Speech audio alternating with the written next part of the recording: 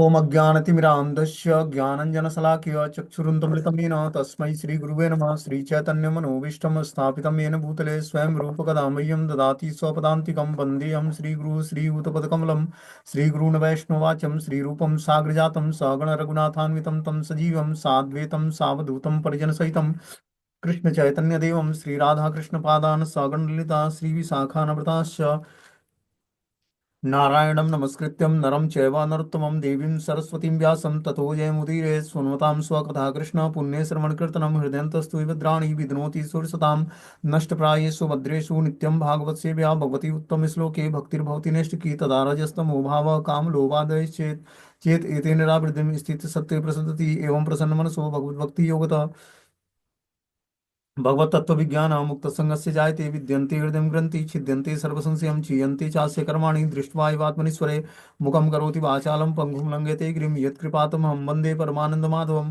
प्रह्लाद नारद पराशर पुंडरीकं व्यासम् अम्बरीश सुख सौनक विस्मदालभ्यां रुक्मांग अर्जुन वसिष्ठं विभीषणादीनं पुण्यानि नामानि परम भागवत स्मरामि।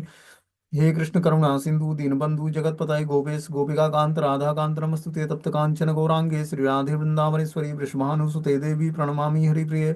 वाञ्छाकल्पतरुभ्यश्च कृपा सिन्धुभ्येव च पतितानां पावनेभ्यो वैष्णवेभ्यो नमः। जय श्री कृष्ण चैतन्य प्रभु नित्यानंद श्री अद्वैत गदाधर श्रीवासादि श्री गौर भक्तवृंद। हरे कृष्ण कृष्ण कृष्ण हरे हरे, हरे राम राम राम हरे हरे। तो इसमें आज हम लोग को श्रीमद् भगवत गीता का श्रीमद् भागवतम का स्कंद संख्या 3 अध्याय संख्या 29 और श्लोक संख्या 14 नंबर पढ़ना है। भगवान कपिल देव द्वारा भक्ति की व्याख्या। स एवं भक्ति योग्याख्यम आत्यांतिकम उदाहृतम येनाति व्रज्य त्रिगुणम मद्भावा वायुप्यपद्यते। जैसा कि मैं बता चुका हूँ, भक्ति का उच्च पद प्राप्त करके मनुष्य प्रकृति के तीनों गुणों के प्रभाव को लांघ सकता है और दिव्य पद पर स्थिर हो सकता है, जिस तरह भगवान है। तो भक्ति करके भगवान जैसी स्थिति हमें प्राप्त हो सकती है। हमें क्या करना पड़ेगा? भगवान की भक्ति करके दिव्य पद पर अपने चेतना को स्थिर करना पड़ेगा। उस केस में भक्ति का उच्च पद प्राप्त करके मनुष्य प्रकृति के तीनों गुणों को के प्रभाव को लांघ जाता है, प्रकृति के तीनों गुणों के प्रभाव से मुक्त हो जाता है। जब वो दिव्य पद पर स्थिर हो जाता है तो वो भगवान जैसा हो जाता है। देखो, भगवान के धाम में जाकर व्यक्ति जो है भगवान के ही स्वरूप को प्राप्त करता है। ठीक है ना? वो भगवत स्वरूप होकर ही भगवान के धाम जाता है। बस डिफरेंस क्या होता है? मान लो कि जो वैकुंठ लोक जाता है, वैकुंठ और कृष्ण लोक में डिफरेंस क्या है कि भगवान का जो वैकुंठ लोक है वहां पर दास्य भाव में सभी भगवान नारायण की सेवा करते हैं या विष्णु की सेवा करते हैं। और कृष्ण लोक में अलग अलग रसों में भगवान की सेवा होती है। 5 रसों में कृष्ण लोक में सेवा होती है, जो गोलोक वृंदावन धाम है। और वैकुंठ लोक है अलग। वैकुंठ लोक में भगवान श्री नारायण या विष्णु की पूजा होती है, और कृष्ण लोक में जो गोलोक वृंदावन धाम है वहां पर भगवान श्री कृष्ण की पूजा होती है। मतलब उसके इष्ट आराध्य भगवान श्री कृष्ण है। तो सभी लोग जो है भगवान कृष्ण की सेवा जो है 5 रसों में करते हैं। शांत रस, दास्य रस, वात्सल्य रस, साख्य रस और माधुर्य रस। इस 5 रसों में भगवान से आदान प्रदान होता है कृष्ण लोक जाकर। लेकिन जो वैकुंठ लोक है वहां पर शांत रस और दास्य रस में भगवान की सेवा व्यक्ति करता है। ठीक है ना? बोलते हैं भक्ति का उच्च पद प्राप्त करके मनुष्य प्रकृति के 3 गुणों के प्रभाव को लांघ सकता है।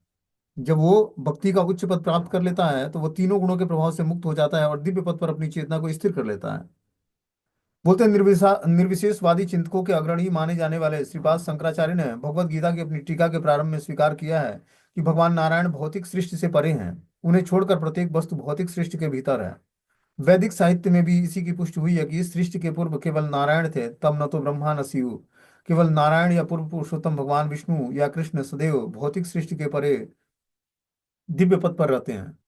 जब सृष्टि का विनाश होता है तो न ही ब्रह्मा बचते हैं न शिव बचते हैं।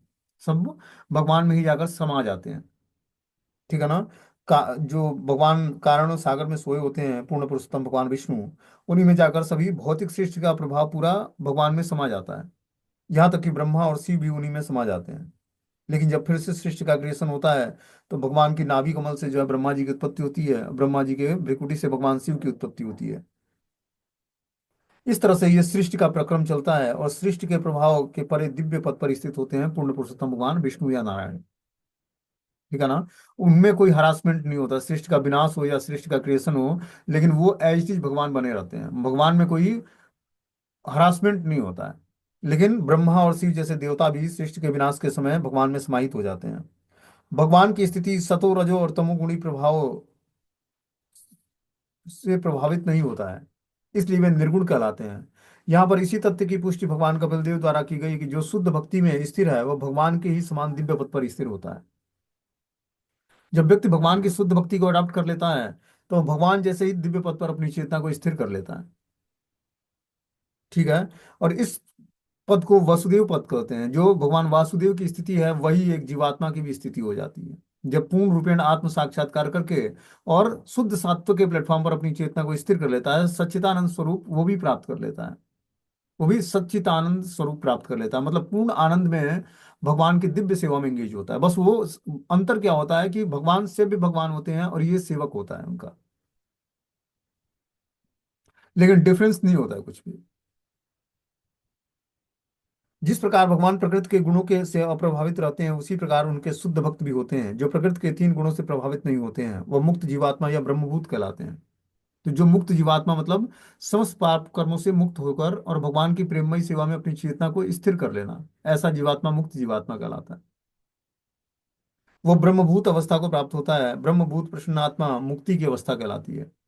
ब्रह्मभूत मतलब पूर्ण रूपेण आत्म साक्षात्कार कर लेना, अपने को जान लेना, भगवान को जान लेना, अपने साथ भगवान के संबंध को जान लेना। ये पूर्ण रूपेण ब्रह्मभूत अवस्था कहलाती है। उस अवस्था को प्राप्त करके जीवात्मा प्रसन्न हो जाता है।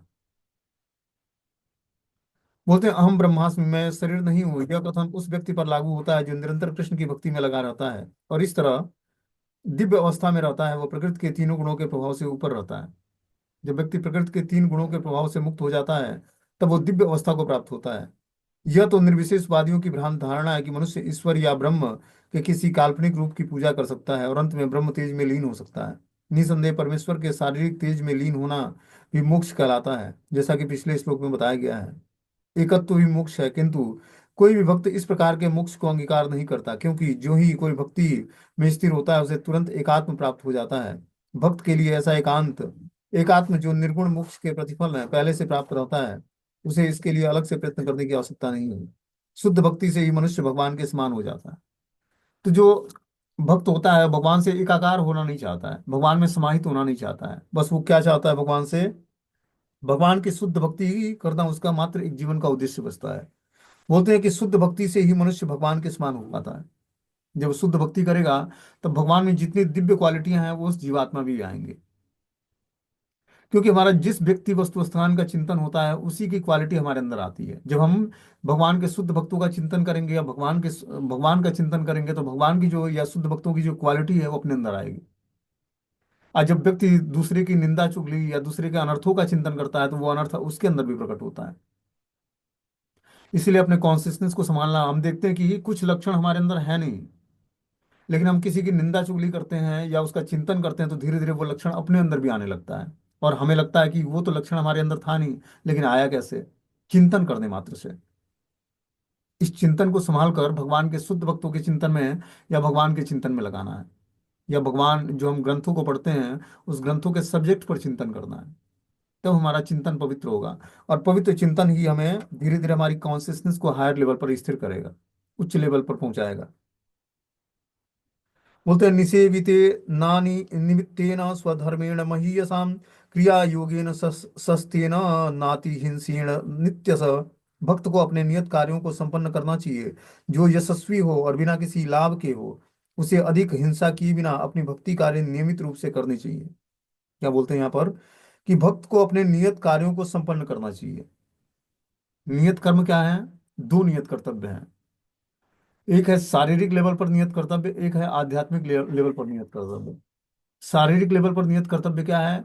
जो आदमी पारिवारिक जीवन में है उसका नियत कर्तव्य बनता है कि जो है परिवार का पालन पोषण करे, धन कमाए, माता पिता की सेवा करे, जॉब बिजनेस करे, पढ़ाई लिखाई करे, जो भी जिस भी फील्ड में है। लेकिन जो वानप्रस्थ आश्रम में है उसके नियत कर्तव्य अलग है। उसके नियत कर्तव्य क्या है कि जो वानप्रस्थ में है उसको फैमिली लाइफ से डिटैचमेंट लेना है। अब उसको विवाह शादी फंक्शन अटेंड नहीं करना है। अब उसका पूरा जीवन भगवान की सेवा के लिए समर्पित होना चाहिए। उसका आश्रय भगवान होना चाहिए, न कि बच्चे, न कि माता पिता, न कि धन दौलत घर गृहस्थी। जब तक हमारा ये आश्रय नहीं छूटेगा कि हम आश्रय लेते हैं धन का या परिवार के जनों का, तब तक हमारा जो है भगवान पर आश्रय कैसे बनेगा? कृष्ण आश्रय तभी प्रदान करते हैं जब आप सारा आश्रय छोड़ दोगे, या वो छुड़ा देंगे आपका सारा आश्रय। जब तक आपको आशा है बच्चों से, माता पिता से, धन से, अपने एजुकेशन से, क्वालिफिकेशन से, शरीर के हिष्ट पुष्ट बल से, तब तक कृष्ण का आश्रय कोई नहीं लेता है। जब व्यक्ति आश्रय भगवान का लेगा, तब 100% भगवान की कृपा होगी, और उस समय भगवान सब कुछ आपको देंगे, और आपको आपका विश्वास बढ़ जाएगा भगवान पर। ये विश्वास ही हमें भगवत धाम ले जाएगा, और कुछ नहीं ले जाएगा।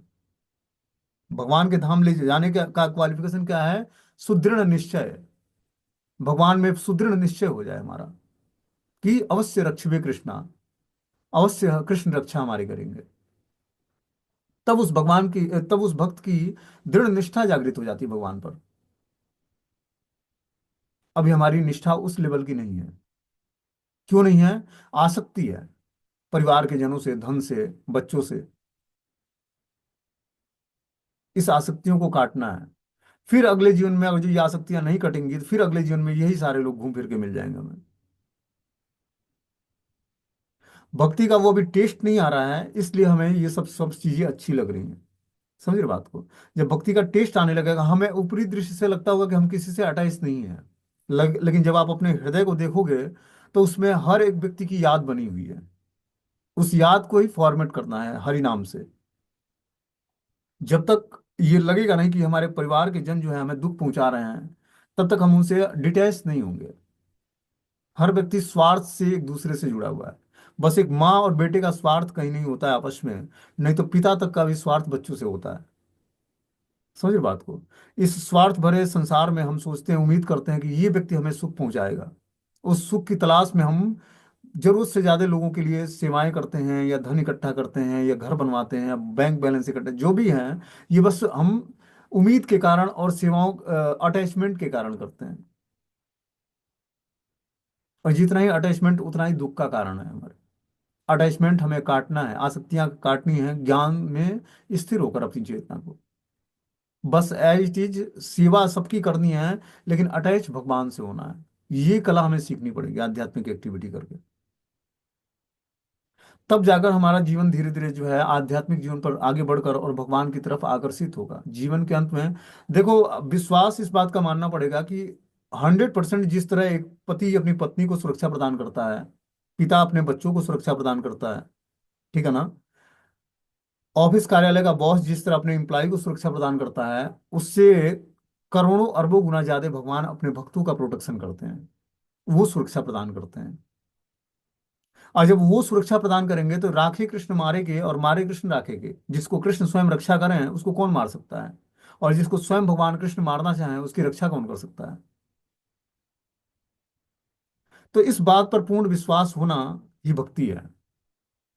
भक्ति मतलब हमारी श्रद्धा बढ़कर, श्रद्धा शब्द विश्वास कैला सुदृढ़ निश्चय, कि कृष्ण भक्ति कैले सर्व कर्म कृत है। कि कृष्ण भक्ति करके सब कर्म हमारा कृत्य हो जाए, संपन्न हो जाएगा। आप किसी के ऋणी नहीं रहोगे। ये ऋण के कारण हमें परिवार मिला है जो हमें कष्ट दे रहे हैं। पग पग पर एक एक व्यक्ति का याद आता है। किस कारण से? क्योंकि हमारा अटैचमेंट है हृदय से हृदय का। ये हृदय की ग्रंथियों का भेदन करके और भगवान से अपना अटैचमेंट बनाना है, भगवान के शुद्ध भक्तों से बनाना है। तब हमारा जीवन जो है धीरे धीरे अगले जीवन में हम, और जो इस जीवन में लिबरेट नहीं हुए, ठीक है ना, मुक्ति प्राप्त नहीं हुई, तो अगला जीवन होगा तो भक्तों के साथ में होगा। वो आनंदमय जीवन होगा। वो भगवान की भक्ति के लिए जीवन होगा। वो वैराग्यपूर्ण जीवन होगा। वो इंद्रिय तृप्ति से दूर होगा। वो अभी रस और टेस्ट नहीं मिला, इसलिए हमें उस टेस्ट का अंदाजा नहीं है। जैसे मान लो कि कोई हायर टेस्ट को प्राप्त कर लेता है, तो लोअर टेस्ट उसको घिनौना लगने लगता है, या उसकी तरफ देखता ही नहीं है। तो हायर टेस्ट को हमें जानना पड़ेगा। ये मनुष्य जीवन इसीलिए मिला कि इंटेलिजेंस को हम सही उपयोग करके जाने कि आध्यात्मिक जीवन ही सबसे हमारा बहुमूल्य जीवन है। इस जीवन को प्राप्त करने के लिए हमें जो भी कीमत चुकानी पड़े, उसको तैयार रहना पड़ेगा। और ये स्मार्टनेस जगानी पड़ेगी कि परिवार में रहते रहते हम परिवार से डिटैच हो जाएं। हृदय से किसी से हमारा कोई कनेक्शन ना हो। हृदय से कनेक्शन बस भगवान से हो। ये कला हमें परिवार में रहते रहते सीखनी पड़ेगी। और ऐसा नहीं है कि बच्चों की परवरिश नहीं करनी है, पति की सेवा नहीं करनी है, या माता पिता का टेक केयर नहीं करना। सारी रिस्पॉन्सिबिलिटी आपके कर्मों के अनुसार आपको दी गई है। उस रिस्पॉन्सिबिलिटी को आपको नियत टाइम तक समाप्त करना है। एज ऑफ 50 रिटायरमेंट लेना है। रिटायरमेंट लेने का मतलब है कि समस्त आसक्तियों को इसी जीवन में समाप्त कर देना है। और अटैचमेंट किससे बनाना है? भगवान से। तभी व्यक्ति की चेतना आध्यात्मिक जागृत होगी। जब तक उसके अंदर आध्यात्मिक चेतना का जागरण नहीं होगा, तब तक उसको अगला जीवन मनुष्य का भी नहीं मिलेगा। भगवान ने दिया ना गारंटी भगवत गीता में कि 3 जन्म मैं अपने भक्तों को देता हूं। और अगर जो वो सही से, अगर जो अच्छे तरीके से भक्ति करता है, तो तीसरे जीवन में वो भगवान के धाम चला जाएगा। लेकिन इसी जीवन में हमें पहले अपनी आध्यात्मिक चेतना जागृत कर लेनी है। जो हमारी सुसुप्त आध्यात्मिक चेतना है, उसको जागृत अवस्था में कर लेनी है। तभी जाकर हम धीरे धीरे भगवान को और अपने को जान पाएंगे, और भगवान से अपने संबंध को जान पाएंगे। जब हमारी सुसुप्त चेतना जागृत हो जाएगी। हर व्यक्ति के अंदर कृष्ण भक्ति सूक्ष्म रूप में छुपी हुई है, चिंगारी के रूप में। बस उसको क्या करता है भक्त जो है, वो कथाओं का श्रवण करके जागृत कर देता है। और जब हृदय में जब भगवान कृष्ण रूपी जो है ये अग्नि जलने लगती है, तो क्या होता है? समस्त पाप जितने भी हमारे हृदय में छुपे हैं, काम, क्रोध, मद, लोभ, मद, मात्सर्य, ईर्ष्या, द्वेष के रूप में, ठीक है ना, अनर्थों के रूप में, भोग की सुविधाओं के रूप में, सब धीरे धीरे वो नाम, कृष्ण का नाम, एक एक नाम जो है सबको फॉर्मेट कर देता है। और तब हमारी चेतना दिव्य अवस्था में स्थिर हो पाती है। जब तक हमारी कॉन्सियसनेस जो है पूर्ण रूपेण आध्यात्मिक नहीं हो जाएगी। पूर्ण रूपेण आध्यात्मिक तभी होगी जब हम समस्त पाप कर्मों से छूट जाएंगे, समस्त पाप कर्म हमारे नष्ट हो जाएंगे। और ये स्थिति तुरंत प्राप्त नहीं होगी।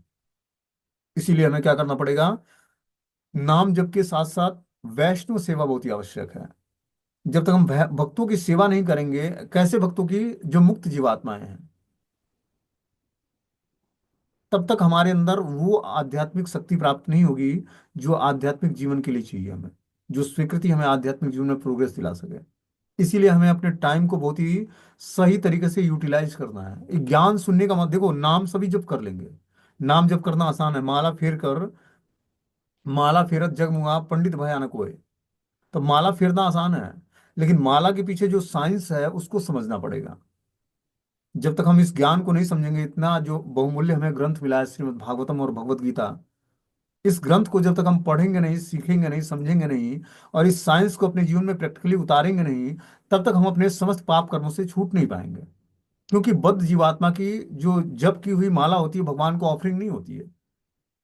जब तक हम बद्ध अवस्था में हैं, जब तक हमारे अंदर चार दोष है, ठगने की प्रवृत्ति, ऐसा नहीं कि जीवात्मा बस अपने को ठगता है। पहले अपने को ठगता है, फिर जो अपने साथ के लोग हैं उसको ठगता है, और भगवान को भी ठगने का प्रयास करता है। झूठ बोलना, गलतियां करना, ठगने की प्रवृत्ति होना, और अपूर्ण इंद्रियां होना, और मोहग्रस्त होना, ये चार लक्षण जो है बद्ध जीवात्मा के लक्षण है। और ये वो पहले अपने साथ प्रैक्टिकली करता है, खुद मोहग्रस्त होता है, उसकी इंद्रियां अपूर्ण है, वो गलती करता है, उससे खुद प्रभावित होता है। और ठगने की प्रवृत्ति, वो पहले अपने को ठगता है। अपने को ठगने का मतलब है कि अपने टाइम का सही यूटिलाइजेशन ना करना, ज्ञान होने के बाद भी। टाइम का सही यूटिलाइजेशन तभी होगा जब हम प्रैक्टिकली ज्ञान को सीख कर, समझ कर, और आध्यात्मिक शक्ति को गेन करने के लिए महामंत्र का अच्छे तरीके से जाप करेंगे। धीरे धीरे इस जाप की क्वालिटी में परफेक्शन हम नहीं लाएंगे, तो हमारा आध्यात्मिक जीवन पूर्ण रूपेण जो है सतोगुण के प्लेटफॉर्म पर स्थिर नहीं होगा। और जब तक सात्विक गुण हमारे अंदर डेवलप नहीं होंगे, तब तक हम आध्यात्मिक जीवन को समझ नहीं पाएंगे। इसके लिए हमें क्या करना पड़ेगा? सात्विक मोड में जाप करना पड़ेगा। जो वो ब्रह्म मुहूर्त का टाइम होता है, उस समय उठकर भगवान की मंगला आरती करनी है, तुलसी महारानी को रखना है, उनके सामने दीप जलाना है, जल देकर उनकी परिक्रमा करनी है, उनके सामने बैठकर हरे कृष्ण महामंत्र का ध्यान पूर्वक जप करना है।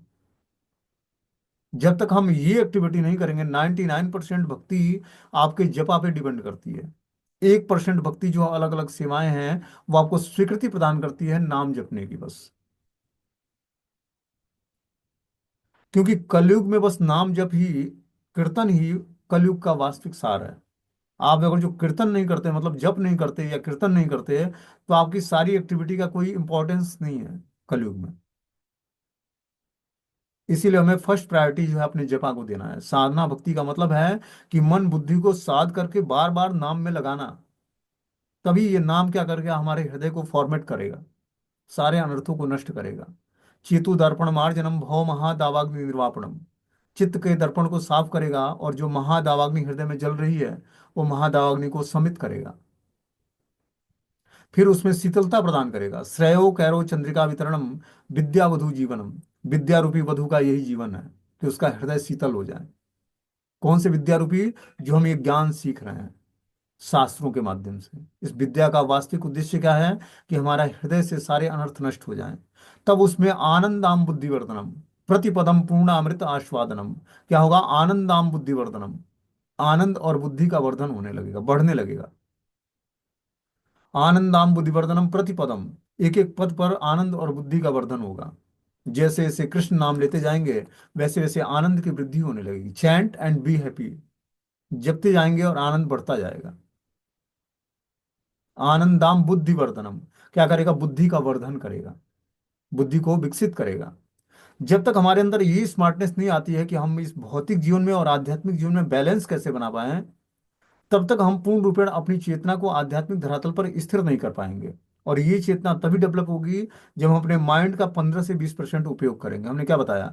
4 से 5% व्यक्ति उपयोग करके वो जो है घर का पालन पोषण कर लेता है, बिजनेस व्यापार कर लेता है, जॉब पढ़ाई लिखाई कर लेता है। कितना? 4 से 5% माइंड का उपयोग करके। इसी बुद्धि का वो व्यक्ति जो है 5 से 10% कर ले, 11% कर ले, तो साइंटिस्ट बन जाता है, कुछ आविष्कार कर लेता है इस भौतिक संसार में जो शास्त्रों में दिया हुआ है। और वही भक्त जो है 15 से 20% करके आध्यात्मिक सब्जेक्ट को कैच करके और अपने प्रैक्टिकली जीवन में उतार लेता है और भौतिक और आध्यात्मिक जीवन में बैलेंस बना पाता है। तब उसका जीवन जो है धीरे धीरे जो है उत्तम गति से समानांतर प्लेटफॉर्म पर चलती है। जब तक हम आध्यात्मिक जीवन और भौतिक जीवन को बैलेंस लेके नहीं चलेंगे, मतलब हम आध्यात्मिक जीवन के हिसाब से भौतिक जीवन जीना पड़ेगा हमें। हमें फर्स्ट प्रायोरिटी आध्यात्मिक जीवन को देनी पड़ेगी, और सेकेंडरी हमारा भौतिक जीवन होगा। मतलब हमारा पूरा जीवन ही आध्यात्मिक बनाना है हमें। हमारी हर एक एक्टिविटी भगवान को ऑफरिंग होनी चाहिए। तब जाकर हमारा जीवन जो है पूर्ण रूपेण जो है आध्यात्मिक प्लेटफॉर्म पर स्थिर। उस तरह हम भौतिक कार्य करते हुए सोचते हैं कि परिवार के जनों से मिलते हुए, रिलेटिव से सब कुछ नाता जोड़ते हुए। देखो, जो रिलेटिव हमारे अगर जो फेवरेबल है आध्यात्मिक जीवन के लिए, उससे हमें रिलेशनशिप रखना है। मतलब हर वस्तु व्यक्ति स्थान को हमें अध्यात्म से जोड़ देना है। नहीं जुड़ता है तो छोड़ देना है। अब छोड़ने का मतलब ये नहीं कि उससे रिलेशनशिप तोड़ देना है। छोड़ने का मतलब है कि हृदय से अटैचमेंट नहीं रखना है उससे। ये हृदय का अटैचमेंट ही आपको फिर से उस व्यक्ति से मिलाएगा अगले जीवन में। इस अटैचमेंट को हमें समाप्त करना है। हमें बहुत ही सूक्ष्मता से इस विषय को समझना पड़ेगा कि क्या श्रीमद् भागवतम बताना चाहता है। न तो संबंध किसी से तोड़ना है, न किसी से क्या करना है, संबंध जोड़ना है। क्या करना है? हृदय से अटैचमेंट हटा लेना है। जैसे मान लो कि कोई व्यक्ति प्लग लगा दिया और बोर्ड में करंट नहीं है, तो प्लग लगाने से ही फ्रिज, कूलर और वॉशिंग मशीन चालू नहीं होगा, क्योंकि बोर्ड में करंट नहीं आ रहा है। तो शरीर रूपी और आत्मा रूपी बोर्ड से जब करंट हटा दो और ऊपरी दृष्टि से प्लग कोई लगा भी दे, आप में अटैच हो जाए, तो अटैचमेंट होगा नहीं उसका। उसी तरह, क्योंकि देखो जीवन में बहुत सारे लोग अभी आपसे नए टकरेंगे, और बहुत सारे पुराने कर्मों के हिसाब से पुराने लोग मिलेंगे। इस सारे वस्तु व्यक्ति स्थान से रिलेशनशिप समाप्त करना है हमें इस जीवन में। क्या करना है? भगवान से रिलेशनशिप डेवलप करना, भगवान के शुद्ध भक्तों से रिलेशनशिप डेवलप करना है। और जो वास्तव में शुद्ध भक्ति चाहते हो तो, और नहीं तो जन्म जन्मांतर इसी तरह माला फेरत जग मुआ पंडित भया न कोई। कि अगर जब माला फेरते रहेंगे और ऐसा कई जीवन बीत जाएगा, कई कलयुग, सतयुग, त्रेता युग, द्वापर युग, 71 चतुर्युग, एक मनवंतर, और ऐसे बहुत सारे मनवंतर बीत जाएंगे, लेकिन जीवात्मा का कल्याण नहीं होगा। इसलिए वास्तविक कल्याण हम चाहते हैं अपना, तो क्या करना पड़ेगा? रिलेशनशिप्स, इंटरनल अटैचमेंट समाप्त करना पड़ेगा, और इंटरनली भगवान से और श्रीमती राधा रानी से अपने अटैचमेंट को बढ़ाना पड़ेगा। क्योंकि अंतरंग शक्ति जब तक हम श्रीमती राधा रानी की शरण ग्रहण नहीं करेंगे, जो भगवान को आनंद प्रदान करने वाली है, तब तक हमारा भगवान से संबंध जागृत नहीं होगा। वो अटैचमेंट अभी अंतरंग जो हमारा संबंध है वो किसी दूसरे वस्तु व्यक्ति स्थान से है, परिवार के जनों से, मित्रों से, बचपन के लंगोटिया यारों से जो छूट गए, उनसे भी अभी हमारा अटैचमेंट है। बचपन में मिला था, लेकिन अभी भी यादें बनी हुई हैं उसी तरह। फोन नंबर दिखते ही उसकी याद आ जाती है। पूरा अल्ट्रासाउंड जिस तरह पूरा क्या करता है, अंदर की सारी सामग्री को दिखा देता है, उसी तरह नाम लेते ही उसका नाम रूप गुण लीला सब कुछ प्रकट हो जाता है। आप लोग अपने हृदय की बातों को जानते होंगे सभी,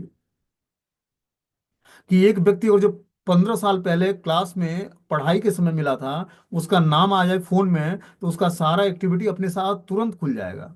इतना तेज तो जो है कंप्यूटर नहीं खुलता उसमें भी। उसको थोड़ा सा भी क्या करना पड़ता है, थोड़ा सा मूविंग करनी पड़ती है उसको, क्लिक करना पड़ता है, फिर वो प्रोसेस होता है, फिर जाकर वो खुलता है पूरा बायोडाटा।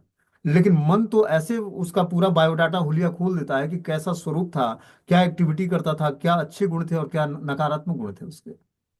अब सोचो, इस मन के कितने कितनी तीव्र गति से इसकी जो है एक्टिविटी करने की वो है। भगवान ने कितना इसको तीव्र वो दिया है, मतलब वेग दिया हुआ है, कि कैसे वो 20 साल पहले व्यक्ति मिला और उसका तुरंत सब बायोडाटा खुल गया उसका। ये है अटैचमेंट। ये अटैचमेंट तभी समाप्त होगा जब हम नित्यम भागवत सेव्या, नित्य ही भागवत की सेवा करेंगे। जब तक हम रेगुलर बेसिस भागवत पढ़ेंगे नहीं और सुनेंगे नहीं, ठीक है ना, पढ़ना भी आवश्यक है और सुनना भी आवश्यक है। तो जब तक हम पढ़ेंगे और सुनेंगे नहीं, तब तक ये हृदय की ग्रंथियां भगवान से जुड़ेंगे नहीं। और जब तक ये हृदय की ग्रंथियां भगवान से जुड़ेंगे नहीं, तब तक भौतिक व्यक्तियों से हमारा ग्रंथि टूटेगा नहीं, समाप्त नहीं होगा। वो आपके पति भी हो सकते हैं, पत्नी भी हो सकती है, बच्चे भी हो सकते हैं, माता पिता भी हो सकते हैं, मित्र भी हो सकता है, पड़ोसी भी हो सकता है, जिससे हमारी हृदय ग्रंथि जुड़ी हुई है। इसी को हमें छिन्न भिन्न करना है, काटना है, ज्ञान में स्थिर होकर। इसीलिए आध्यात्मिक ज्ञान को सुनना सीखना आवश्यक है। नाम जब जब बहुत ही परफेक्शन के लेवल पर की जाती है, तब ये आसक्तियां समाप्त होती है। लेकिन श्रीमद् भागवतम की कथा ऐसी है कि ये जो भगवान कपिल देव भक्ति का ज्ञान दे रहे हैं, इसमें बता रहे हैं कि कैसे डिटैच होना है लोगों से। क्योंकि देखो, करदम मुनि जो थे माता देवहूति के पति, वो अब संसार से वैराग्य ले चुके। माता देवहूति को अपने पुत्र पर आश्रय लेना पड़ा, पुत्र का। लेकिन पुत्र भी कैसा था, स्वयं भगवान ही पुत्र थे, कपिल देव भगवान। लेकिन ये फैसिलिटी सबको नहीं मिली है। तो हमें क्या करना पड़ेगा, माता देवहूति ने जैसे अपने आइडियल चरित्र को पेश किया श्रीमद् भागवतम के माध्यम से, उसी को अपने जीवन का अंग बनाना पड़ेगा। हम अगर जो शुद्ध भक्ति अडॉप्ट करेंगे, तो हमने क्या बताया कि किसी न किसी श्रीमद् भागवतम के करेक्टर से आपका चरित्र मिलता जुलता होगा। जिस भी करेक्टर से आपका चरित्र मिलता जुलता होगा, उसी चरित्र ने कैसे भगवत प्राप्ति की, उसी चरित्र को फॉलो करना होगा। मैंने एक बार बताया ना, मैं प्रयागराज में गया था एक वकील के, मतलब मुझे कुछ काम था कोर्ट का, तो मैं गया था, उससे मिला। मैंने बोला, वकील साहब आपको फोन पे बात करने के लिए टाइम नहीं होता है, और इतना सारा आपने बुक सजा रखा है अलमारियों में, किसी की आप वकील के किसी दफ्तर में जाओगे तो बहुत सारे बुक्स होते हैं उसके पास। मैंने बोला, इसकी क्या उपयोगिता है आपके पास, आपके पास फोन करो तो आप फोन अटेंड करते नहीं हो। बोल रहा है, ये केस स्टडी बुक है। जो कोर्ट में केस लगता है, तो हर केस का धारा और क्या संविधान और क्या क्या चीजें होती हैं वो हमें पता नहीं होता है। तो हम लोगों के पास एक जो है कुंजी है, जिसमें कौन सा केस लगा तो क्या, कौन से बुक्स में क्या उसका स्टोरी दिया हुआ है, उस स्टोरी को हम लोग पढ़ते हैं, कि कौन सी धारा को लगाया हमने, क्या क्या ऑब्जेक्शन हुआ, उस ऑब्जेक्शन को कैसे हमने अपनी बातों से काटा। वो सारी चीजें उसकी स्टडी बुक से पढ़ के, और हम लोग कोर्ट में जाकर जज के सामने अपनी बातों को पेश करते हैं, और जज हमें निर्णय सुनाता है। तो उसी तरह श्रीमद् भागवतम का जो चरित्र है, एक एक श्रीमद् भागवतम की जो भगवान के शुद्ध और भगवान के शुद्ध भक्तों का चरित्र है, जब हम शुद्ध भक्ति को अडॉप्ट करेंगे तो उनका जो चरित्र है वो हमारे चरित्र से मिलता जुलता होगा, और उसी चरित्र को फॉलो करके हम भगवत धाम जाएंगे। इसीलिए श्रीमद् भागवतम ग्रंथ है। समझ रहे बात को? तो इसीलिए हमें पूरे चरित्रों को पढ़ना है ध्यान पूर्वक, और ये देखना है कि जब हम भगवान की शुद्ध भक्ति को अडॉप्ट करेंगे, तो किस, अभी जो हमारा रोजमर्रा का जो जीवन चल रहा है, वो किस करेक्टर से मिलता जुलता है, और उस करेक्टर ने क्या आगे किया, क्या एक्टिविटी करा, कैसे क्या फॉलो करा, कि वो भगवत धाम चला गया।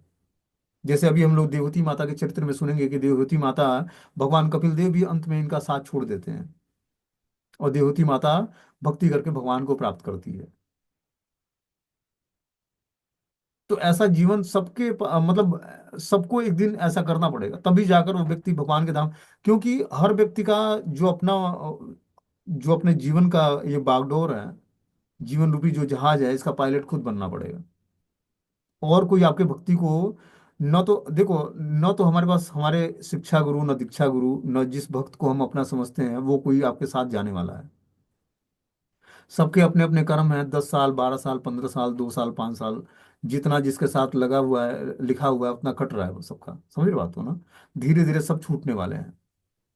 इसीलिए हमें आश्रय भगवान का ले लेना है। वो आश्रय जब भगवान का ले लोगे, और जो ज्ञान क्लास में बताया जा रहा है ना, तो ये ज्ञान जो सुन रहे हो, ये ज्ञान आप धारण कर लोगे, तो ये ज्ञान आपको उस पोजीशन पर बोल्ड रखेगा, मजबूत रखेगा, कि प्रभु जी ने उस दिन क्लास में क्या बताया था, वो हमारे जीवन में आज घटनाएं हो रही हैं। समझ रहे हो बात को? और ये ज्ञान आपको याद दिलाएगा कि उस समय क्या पढ़ाया गया था, और आपने प्रैक्टिकली ये, ऐसा नहीं कि श्रीमद् भागवतम या भगवत गीता के 18,000 श्लोक श्रीमद् भागवतम के और 700 श्लोक श्रीमद् भगवत गीता के तुरंत आपके जीवन में प्रैक्टिकली नजर आने लगेगा। ऐसा नहीं है। जैसे जैसे आपके भक्ति का स्टैंडर्ड बढ़ेगा, वैसे वैसे श्रीमद् भगवत गीता का एक एक श्लोक आपके जीवन में आइडल चरित्र के रूप में दिखेगा। कि आपने अब उस भगवत गीता के 700 श्लोक, जो भगवान ने 455 या 465 ऐसे कुछ श्लोक बोले हैं, तो वो श्लोकों का हमारे जीवन में इंपॉर्टेंस क्या है, कौन कौन से श्लोक हमारे जीवन में दिख रहे हैं, वो आपको दिखेगा जब आप अच्छे तरीके से भगवत गीता का पठन या श्रवण करोगे तो। ये कोई ऑर्डिनरी बुक नहीं है, ये सब भक्तों का हृदय है, हृदय। इसी हिसाब से आपका जीवन चेंज होना है, इसी हिसाब से आपका जीवन चलना है। ये आधार है, बेस है, फाउंडेशन है हमारे जीवन का, श्रीमद् भागवतम और भगवत गीता। इसीलिए इसको बहुत ही बारीकी से समझना है, पढ़ना है इसको। पढ़ के जो नहीं समझ में आता है, क्वेश्चंस पूछना है हमें। और जो वास्तव में आध्यात्मिक जीवन जीना है तो, और नहीं तो फिर और जो मौज मस्ती के साथ माला फेरते रहे और जन्म जन्मांतर वाला घूमने वाला बात है, तो फिर तो कोई बात ही नहीं है, फिर तो अलग ही दुनिया है उसकी। कि मॉल भी घूम लेते हैं, थोड़ा चैंटिंग भी कर लेते हैं, जो है बाहर जाकर पॉपकॉर्न क्या क्या चीजें खाना है, बर्गर, चाउमीन और पेटीज, तो वो भी जीवन है। भक्त लोग वो भी करते हैं। लेकिन अगर जो हम सीरियसली भगवान की भक्ति करना चाहते हैं, शुद्ध भक्ति को अडॉप्ट करना चाहते हैं, तो ग्रंथों का हमें आश्रय लेना पड़ेगा, श्रीमद् भागवतम का, भगवत गीता का गुरु पादाश्रय ग्रहण करना पड़ेगा। जीवन में सीरियसनेस लानी पड़ेगी। ऐसे भक्तों का संग करना पड़ेगा जिसको भक्ति का नशा है। तीनों टाइम जो है भगवान को प्रणाम करना पड़ेगा। जो साधना भक्ति का स्टैंडर्ड हमने बताया है, उस स्टैंडर्ड को आपको फॉलो करना पड़ेगा। इसमें समझौता नहीं करना है हमें। तब जाकर हम धीरे धीरे आध्यात्मिक जीवन में प्रोग्रेस कर पाएंगे। बहुत टफ काम है।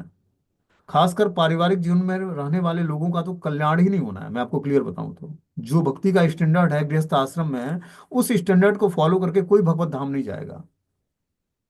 भक्ति बहुत ही लंबी चढ़ाई है। यूं ही कोई पार नहीं कर पाएगा इसको, भौतिक संसार को। बहुत ही रेयर व्यक्ति निकल पाएगा इससे। इसलिए समझना पड़ेगा। 2-4 दिन भक्ति करते हैं, माला हुई, मंगला आरती हुआ, फिर 5वें दिन फिर वही चैन पुलिंग हो गया जी, ट्रेन रुक गई जहां की तहां। अब वो चलनी नहीं है। कितना वो विसिल मार ले, सीटी बजाता रहा है, लेकिन उसमें कोई लाइट नहीं जलनी है। क्योंकि बैड एसोसिएशन हमारा है, एसोसिएशन हमारा ठीक नहीं है। मन बुद्धि की सोचने की क्षमता ठीक नहीं है। इसलिए बार बार नाम में उसको लगाना पड़ेगा। नाम में, कथाओं में हम जब बार बार लगाएंगे, और वैष्णव सेवा करेंगे,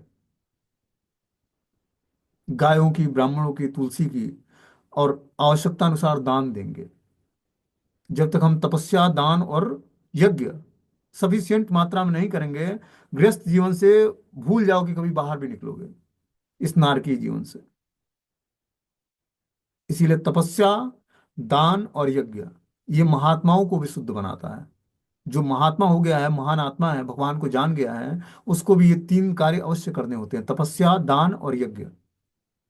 तो हमें तपस्या, दान और यज्ञ, तपस्या में क्या करना है? 4 नियमों का दृढ़ता से पालन करना है। एकादशी के व्रत को कठोरता से पालन करना है।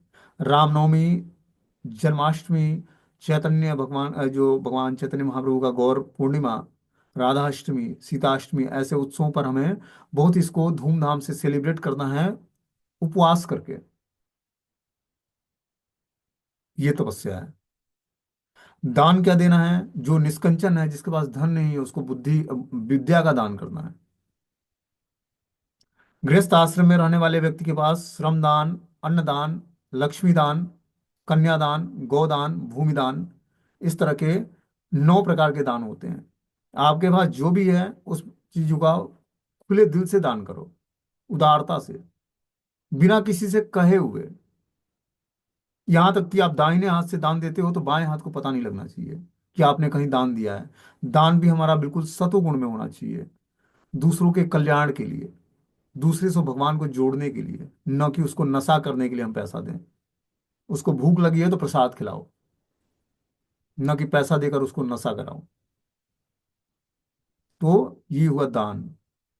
दान की हमने 9 कैटेगरी बताई, जिसमें से सबसे सर्वोत्कृष्ट दान है विद्या का दान। लोगों को भक्ति का दान दो, भक्ति के बारे में बताकर भगवान से जोड़ो। लेकिन पारिवारिक जीवन में रहने वाले व्यक्ति को धन का भी दान करना चाहिए, क्योंकि धन तभी शुद्ध होगा जब हम उसका दान करेंगे। तीसरा है यज्ञ। यज्ञ में है संकीर्तन यज्ञ, नाम जप और नाम कीर्तन, स्वाध्याय यज्ञ, शास्त्रों को पढ़ना और शास्त्रों का श्रवण करना। तो जब तक हम ये यज्ञ नहीं, संकीर्तन यज्ञ और स्वाध्याय यज्ञ नहीं करेंगे, तब तक हमारा यज्ञ पूर्ण नहीं माना जाएगा।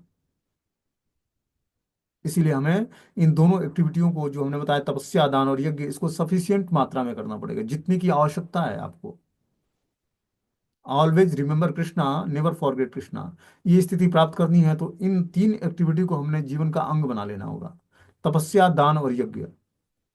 इसको सफिशियंट मात्रा में करते हुए और अपने को परफेक्शन के लेवल पर जाकर अपनी चेतना को स्थिर करेंगे, तब हम कृष्ण तत्व को समझने के योग्य हो पाएंगे। उस तरह नहीं समझ में आएगा, क्योंकि कर्म करते हुए बहुत सारे पाप जनरेट होते हैं। वो जब हम दान करते हैं तभी उस पापों से हम निस्तारित होते हैं, उस पापों से दूर होते हैं। ठीक है, हरे कृष्णा।